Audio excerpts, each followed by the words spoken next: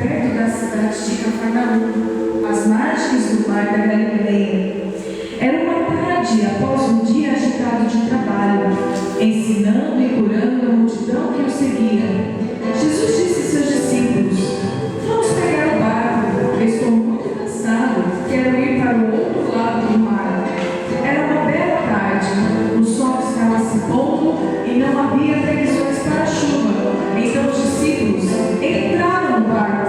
Era um barco de pesca, não era muito grande, mas todos puderam se acomodar. Jesus se ajeitou na proa do barco e dormiu profundamente. Afinal, ele estava muito cansado e os discípulos começaram a remar.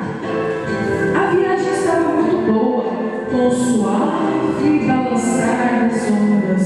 Os discípulos que remavam eram pescadores experientes.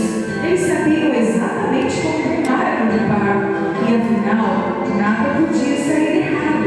O tempo estava ótimo e Jesus continuava a dormir. E os discípulos continuavam a remar. Remavam sem parar. Puxa, estava ficando mais difícil remar. De repente, parece que o mar ficou tão pesado.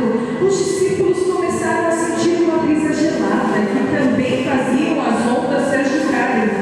Mas os discípulos não estavam preocupados, porque afinal eles eram experientes, né? Eles conheciam muito bem o mar da Galileia. Mas era bem mais que uma brisa gelada. Levantou-se um forte vendaval. O mar estava agitado, as ondas eram enormes. Os discípulos começaram a ficar assustados. Foi quando as águas começaram a invadir o barco. E eles estavam tentando tirar as águas, mas estava inundando tudo. E agora?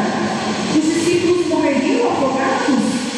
Eles estavam encharcados, com frio e com muito medo de perderem as suas vidas.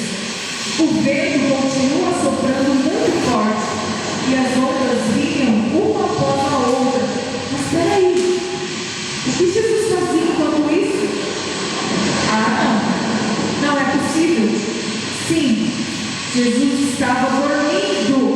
Como ele conseguia dormir em meio a tamanha tempestade? Então, assustados e molhados, os discípulos acordaram Jesus e lhe perguntaram: Mestre, não vê o que está acontecendo? Não te importa que morramos todos aqui? Jesus calmamente se levantou as suas mãos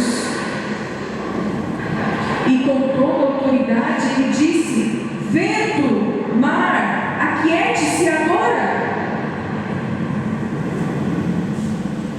E imediatamente aquela tempestade parou. Uau! Ninguém acreditava no que via.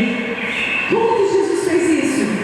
Os discípulos se perguntavam, todos admirados, porque aquilo nunca tinha acontecido antes. Então Jesus olhou com serenidade